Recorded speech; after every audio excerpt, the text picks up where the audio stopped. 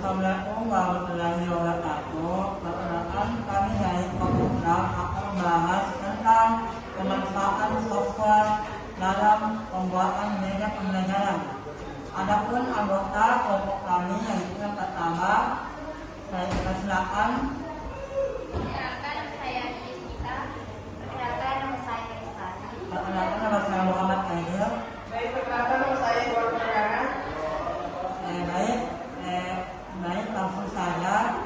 Adapun materi pertama yang dibawakan oleh saudari Andi Angelita. Dan ini saya persilakan. Ya, terima kasih atas kesempatannya. Di sini saya akan membahas tentang pengertian software. Software adalah program komputer yang digunakan untuk menjalankan tugas-tugas tertentu pada komputer. Dan software di sini dibagi menjadi dua, yaitu sistem operasi dan aplikasi. Nah, ada pula pengertian dari sistem operasi, yaitu merupakan software yang mengatur dan mengelola sumber daya komputer seperti memori, prosesor, dan perangkat keras lainnya.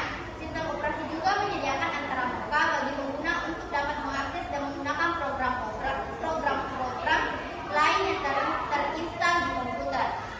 Nah, adapun pengertian aplikasi, yaitu merupakan software yang digunakan untuk menjalankan tugas-tugas komputer.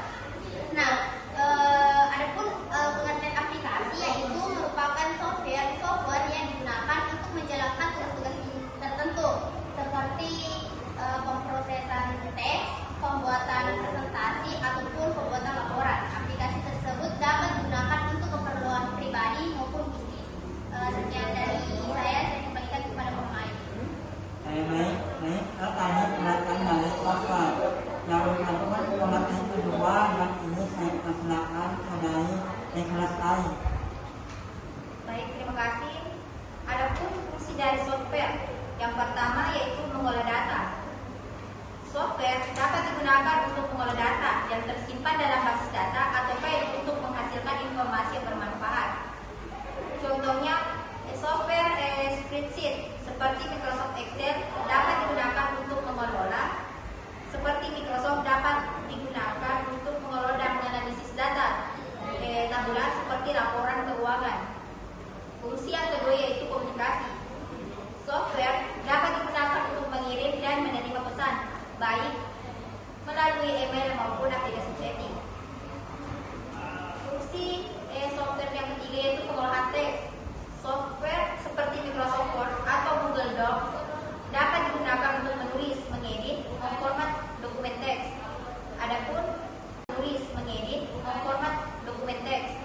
Adapun fungsi software yang keempat yaitu pembuatan dan mengedit gambar. Yang kelima, pembuatan dan mengedit video. Yang keenam, pengembangan web. Dan yang terakhir, pembuatan dan pengeditan musik dan pembuatan dan pengeditan game. Sekian dari saya kembalikan kepada Muhammad Aidil. Baik, itu tadi mengenai tentang fungsi software. Yang pun pokok mengenai ketiga itu komponen software dan manfaat software. Baik, komponen software adalah satu, adapun beberapa komponen software yaitu pertama antarmuka atau antarmuka pengguna atau user interface. Bagian dari software yang mengenai interaksi pengguna dengan sistem. Kedua, kode sumber atau source code. Yang ketiga, berbasis data atau database. Yang ketiga, yang keempat, liberal. Yang kelima, dokumentasi. Yang dimana panduan yang menjelaskan bagaimana software digunakan dan fitur apa saja dan apa saja. Keenam, konfigurasi. Konfigurasi ialah file atau pengaturan yang mengontrol konfigurasi ialah file atau pengaturan yang mengontrol bagaimana software dijalankan dan diatur. Dan yang selanjutnya itu manfaat software. Yang pertama, memudahkan pekerjaan yang artinya misalnya mengirim dokumen dapat membantu mengelola dokumen dengan lebih efisien dibandingkan menggunakan kertas ataupun pena. Yang kedua, menyimpan data yang dimana software dapat digunakan untuk menyimpan data secara aman dan terorganisir. Yang ketiga, berkolaborasi yang dimana misalnya software menyimpan dokumen seperti Google Docs dapat digunakan untuk bekerja secara bersama-sama dengan orang lain dari jarak jauh. Yang keempat, mengoptimalkan waktu. Yang kelima, menghemat biaya. Yang dimana software dapat membantu menghemat biaya dengan menggantikan peralatan atau prosedur yang sebelumnya memerlukan biaya tinggi. Dan terakhir yaitu menyediakan fitur yang lebih lengkap. Itu tadi materi tentang komponen software dan manfaat software. Dan pun materi terakhir yaitu saudara tentang komponen software dan manfaat software. Dan pun materi terakhir yaitu saudara dan dengan ini saya persilakan. Baik, terima kasih atas kesempatan yang diberikan kepada moderator. Dan langsung saja ke penekanan materi, yaitu pemanfaatan software dalam membuat media pembelajaran. Yaitu yang pertama, OVG situs Discover OVG digunakan untuk membuat dokumen, presentasi, dan spreadsheet yang dapat dijadikan sebagai bagian daripada pembelajaran. Yang kedua, penyidik video. Adobe Premiere atau Movie dapat digunakan untuk mengedit video yang akan dijadikan sebagai bagian dari media pembelajaran. Yang ketiga, menyunting audio. Audacity atau audio dapat digunakan untuk mengedit audio yang akan dijadikan sebagai bagian dari media pembelajaran. Yang keempat, menyunting gambar.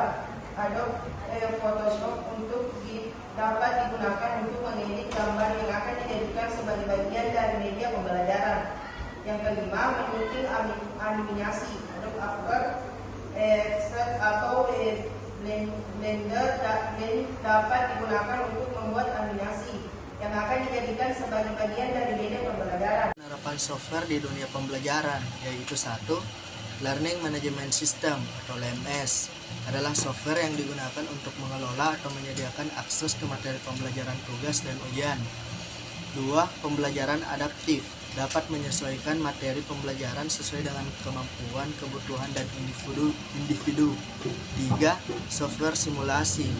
Software yang digunakan untuk meniru situasi atau proses yang sulit atau tidak aman untuk dilakukan secara langsung. Yang keempat, software pembelajaran bahasa. Software yang digunakan untuk membantu pembelajaran bahasa asing, biasanya dengan menyediakan latihan meja, menulis, dan berbicara. Menyediakan informasi secara virtual dan menarik serta membantu guru mengelola kelas dengan lebih efektif. Selain itu, software juga dapat memunculkan siswa belajar secara online yang dapat menjadi solusi bagi siswa dan tidak dapat hanya dikelas secara fisik. Namun perlu diingat bahwa software hanya merupakan alat bantu dan bukan pengganti guru atau proses belajar yang sebenarnya. Itu tadi sebagai pengupayan tentang pemanfaatan software dalam pembuatan media pembelajaran.